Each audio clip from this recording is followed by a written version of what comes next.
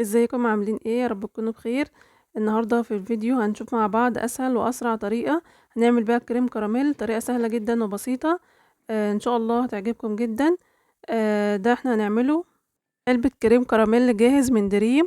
ده شكل العلبه كده، بيجي جواها اتنين كيسين كريم كراميل وكيسين كراميل جاهز اللي هو السائل ده. احنا هنعمله مع بعض دلوقتي. ده كده شكلهم. هي العلبة بيجي فيها باكوين. احنا النهاردة هنعمل باك واحد هياخد مننا كوبايتين لبن. هنفتح عليهم الكيس وهندوبه فيها. بعد كده هنرفعه على النار، هنقعد نقلب فيها كده. ده باك واحد بس على كوبايتين لبن او نص لتر لبن. دلوقتي بقى هنفتح كيس من الكيس اللي هي بتاعت الكريم الكراميل نفسه بقى.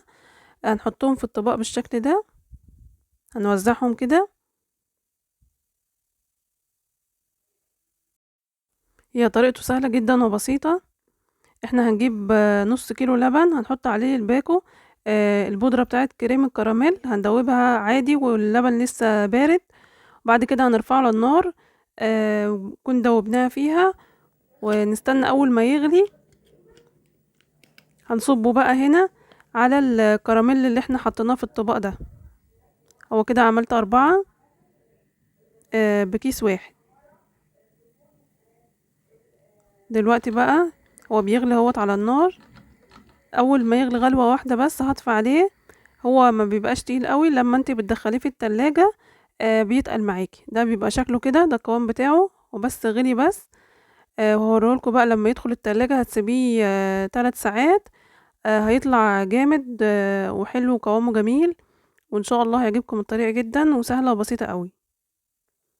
ده ألذ وأسرع كريم كراميل ممكن تعملوه، حلو جدا.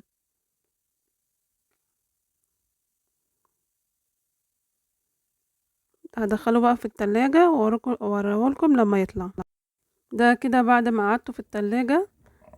ده شكله يا جماعة بعد ما طلع من التلاجة. هنقلبه بقى في طبق واوريهولكم برضو.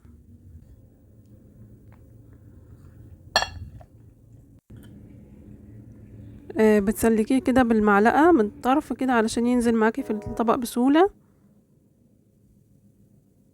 شكله تحفة قوي يا جماعة، جربوه بإذن الله يعجبكم جدا. وده كان الكريم كراميل بتاعنا النهاردة. عملناه بكريم كراميل الجاهز من دريم. طريقة سهلة وبسيطة قوي، هيعجبكم ان شاء الله. ده كده قوامه اهو. ايه رأيكم بقى؟ اكتبولي في التعليقات، ولو لكم اي اسئلة او مقترحات عايزين نعملها